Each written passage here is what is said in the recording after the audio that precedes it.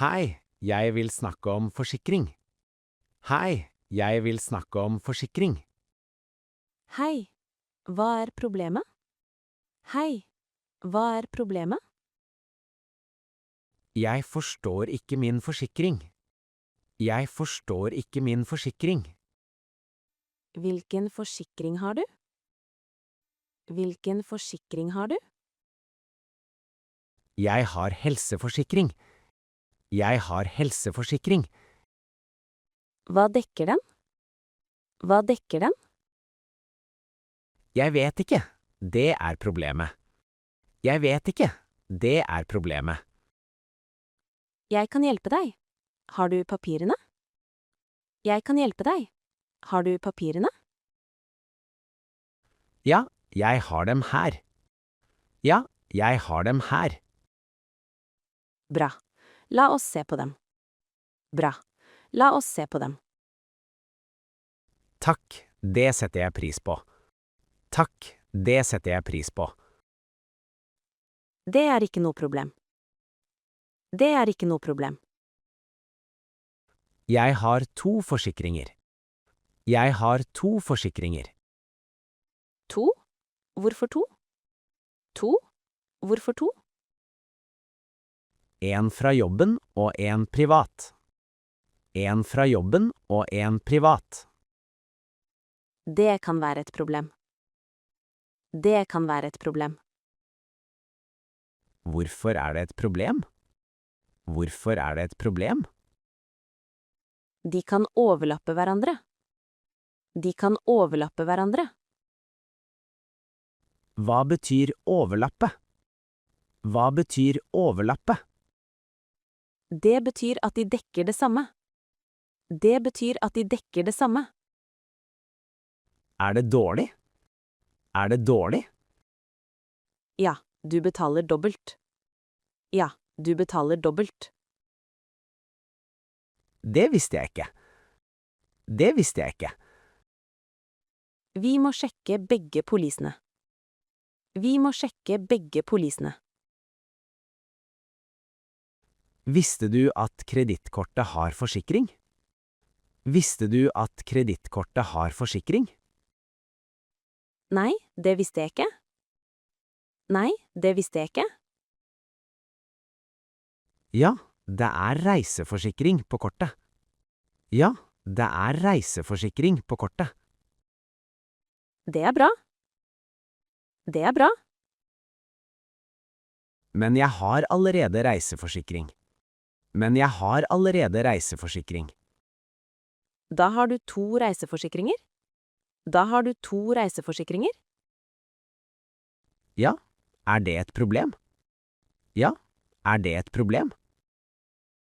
Nei, men du trenger kanskje bare 1. Nei, men du trenger kanskje bare 1. Hvilken er bedre? Hvilken er bedre? Vi må lese vilkårene. Vi må lese vilkårene. Det er mye tekst. Det er mye tekst. Jeg kan hjelpe deg med det. Jeg kan hjelpe deg med det. Hva er forskjellen på polisene? Hva er forskjellen på polisene? En polise er fra 2020. En polise er fra 2020. Og den andre? Og den andre? Den andre er fra 2023. Den andre er fra 2023. Hvilken er nyest? Hvilken er nyest? Polisen fra 2023 er nyest. Polisen fra 2023 er nyest. Er den bedre? Er den bedre? Vanligvis ja. Nyere er bedre. Vanligvis ja. Nyere er bedre. Hva dekker den nye? Hva dekker den nye? Den dekker sykdom og ulykker. Den dekker sykdom og ulykker. Hva med tannlege? Hva med tannlege? Nei, tannlege er ikke inkludert. Nei, tannlege er ikke inkludert. Jeg betaler mye for forsikring. Jeg betaler mye for forsikring. Hvor mye betaler du? Hvor mye betaler du? 500 kroner i måneden. 500 kroner i måneden. Det er mye. Hva dekker den? Det er mye. Hva dekker den? Hus, bil og helse. Hus, bil og helse. 3 forsikringer for 500 kroner. 3 forsikringer for 500 kroner. Ja, det er en pakke. Ja, det er en pakke. En pakke er billigere. En pakke er billigere. Ja, jeg fikk god pris. Ja, jeg fikk god pris. Hvilket selskap er det? Hvilket selskap er det? Det er IF forsikring. Det er IF forsikring. Jeg skal sjekke om de er billige. Jeg skal sjekke om de er billige. Jeg må melde en skade. Jeg må melde en skade. Hva skjedde? Hva skjedde? Bilen min fikk en skade. Bilen min fikk en skade. Når skjedde det? Når skjedde det? I går. I går. Du må melde det raskt. Du må melde det raskt. Jeg vet ikke hvordan. Jeg vet ikke hvordan. Ring forsikringsselskapet. Ring forsikringsselskapet. Hva sier jeg til dem? Hva sier jeg til dem? Si nummeret på polisen din. Si nummeret på polisen din. Jeg finner ikke nummeret. Jeg finner ikke nummeret. Det er på den første siden av polisen. Det er på den første siden av polisen. Har du husforsikring? Har du husforsikring? Ja, jeg har det. Ja, jeg har det. Hva dekker din husforsikring? Hva dekker din husforsikring? Den dekker brann og vann. Den dekker brann og vann. Dekker den også tyveri? Dekker den også tyveri? Ja, tyveri er inkludert. Ja, tyveri er inkludert. Hva er ikke inkludert? Hva er ikke inkludert? Jordskjelv er ikke inkludert. Jordskjelv er ikke inkludert. Vi har ikke jordskjelv her. Vi har ikke jordskjelv her. Nei, så det er ikke viktig. Nei, så det er ikke viktig. Hva koster din forsikring? Hva koster din forsikring? 250 kroner i måneden. 250 kroner i måneden. Jeg vil bytte bilforsikring. Jeg vil bytte bilforsikring. Hva slags forsikring har du nå? Hva slags forsikring har du nå? Jeg har bare ansvarsforsikring. Jeg har bare ansvarsforsikring. Det er det billigste. Det er det billigste. Ja, men er det nok? Ja, men er det nok? Hvis bilen er gammel, ja. Hvis bilen er gammel, ja. Bilen min er 10 år gammel. Bilen min er 10 år gammel.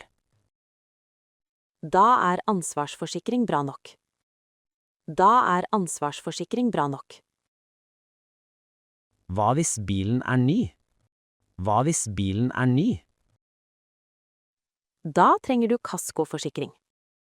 Da trenger du kaskoforsikring. Hva dekker det? Hva dekker det? Det dekker din egen bil også. Det dekker din egen bil også. Jeg skal reise til Spania. Jeg skal reise til Spania. Kult! Har du reiseforsikring? Kult! Har du reiseforsikring? Jeg vet ikke. Trenger jeg det? Jeg vet ikke. Trenger jeg det? Ja, alltid. Det er veldig viktig. Ja, alltid. Det er veldig viktig. Hva skjer hvis jeg blir syk? Hva skjer hvis jeg blir syk? Uten forsikring er det veldig dyrt. Uten forsikring er det veldig dyrt. Hvor mye koster reiseforsikring? Hvor mye koster reiseforsikring? Kanskje 200 kroner for en uke? Kanskje 200 kroner for en uke? Det er ikke dyrt. Det er ikke dyrt. Nei, det er billig. Kjøp det. Nei, det er billig. Kjøp det. Hvor kjøper jeg det? Hvor kjøper jeg det? På nettet eller i banken?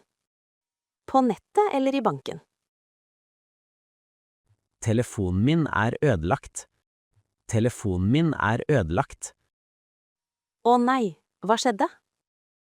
Å nei, hva skjedde? Jeg mistet den i gulvet. Jeg mistet den i gulvet. Har du forsikring på telefonen? Har du forsikring på telefonen?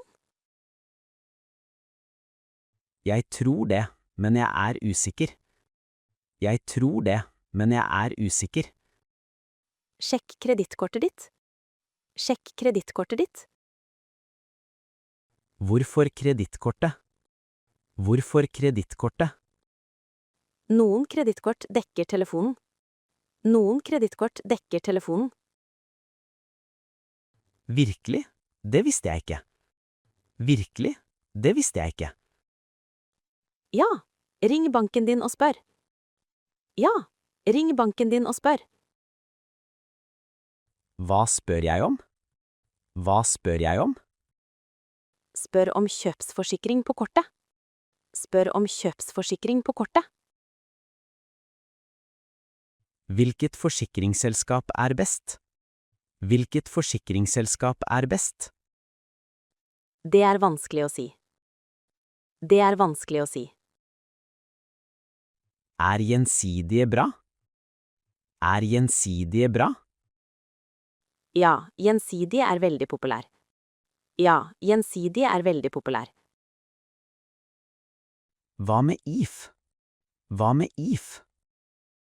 If er også bra. Prisen er lav.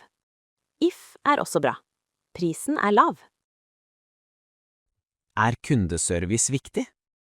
Er kundeservice viktig? Ja, det er veldig viktig. Ja, det er veldig viktig. Hvem har best kundeservice? Hvem har best kundeservice? Jeg vet ikke. Vi kan lese anmeldelser. Jeg vet ikke. Vi kan lese anmeldelser. God idé. Hvor leser vi det? God idé. Hvor leser vi det? På internett, for eksempel Trustpilot. På internett, for eksempel Trustpilot. Hva er en egenandel? Hva er en egenandel? Det er penger du betaler selv. Det er penger du betaler selv. Når betaler jeg det? Når betaler jeg det? Når du melder en skade. Når du melder en skade. Hvor mye er egenandelen? Hvor mye er egenandelen? Det er forskjellig. Kanskje 2000? Det er forskjellig. Kanskje 2000? 2000 kroner? Det er mye. 2000 kroner? Det er mye. Ja, men forsikringen betaler resten. Ja, men forsikringen betaler resten. Hva hvis skaden er liten? Hva hvis skaden er liten? Hvis skaden er under 2000, betaler du alt. Hvis skaden er under 2000, betaler du alt. Da er det ikke verdt å melde. Da er det ikke verdt å melde. Nettopp. Du forstår det godt. Nettopp. Du forstår det godt. Jeg har 3 forsikringer nå. Jeg har 3 forsikringer nå. 3? Det er for mange. 3? Det er for mange. Helseforsikring, reiseforsikring og kortforsikring. Helseforsikring, reiseforsikring og kortforsikring. Kortforsikring dekker reise? Kortforsikring dekker reise? Ja, det sa de i banken. Ja, det sa de i banken. Da betaler du dobbelt for reise. Da betaler du dobbelt for reise. Er det lov? Er det lov? Ja, det er lov, men det er dumt. Ja, det er lov, men det er dumt. Kan jeg kansellere en av dem? Kan jeg kansellere en av dem? Ja, ring selskapet og si at du vil kansellere. Ja, ring selskapet og si at du vil kansellere. Er det enkelt? Er det enkelt? Ja, det tar bare noen minutter. Ja, det tar bare noen minutter. Forsikringen min utløper neste måned. Forsikringen min utløper neste måned. Har du fått brev fra selskapet? Har du fått brev fra selskapet? Ja, jeg fikk et brev i går. Ja, jeg fikk et brev i går. Hva sa brevet? Hva sa brevet? Prisen går opp. Prisen går opp. Hvor mye går den opp? Hvor mye går den opp? 100 kroner mer i måneden. 100 kroner mer i måneden. Det er mye. Du kan bytte selskap. Det er mye. Du kan bytte selskap. Er det enkelt å bytte? Er det enkelt å bytte? Ja, du sier opp den gamle og kjøper en ny. Ja, du sier opp den gamle og kjøper en ny. Mister jeg dekning da? Mister jeg dekning da? Nei, start den nye før den gamle slutter.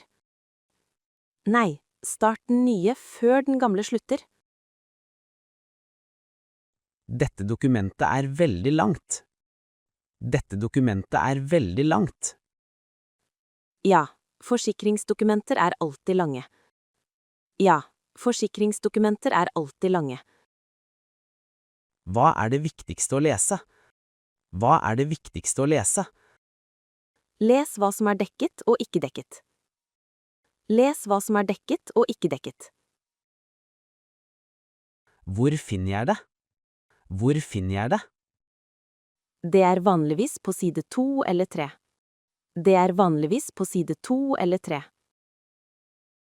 Her er det mange ord jeg ikke forstår. Her er det mange ord jeg ikke forstår. Det er normalt. Forsikringsspråk er vanskelig. Det er normalt. Forsikringsspråk er vanskelig. Kan jeg ringe selskapet og spørre? Kan jeg ringe selskapet og spørre? Ja, selvfølgelig. Det er det de er der for. Ja, selvfølgelig. Det er det de er der for. Har du nummeret? Har du nummeret? Nummeret er på første siden av dokumentet. Nummeret er på første siden av dokumentet.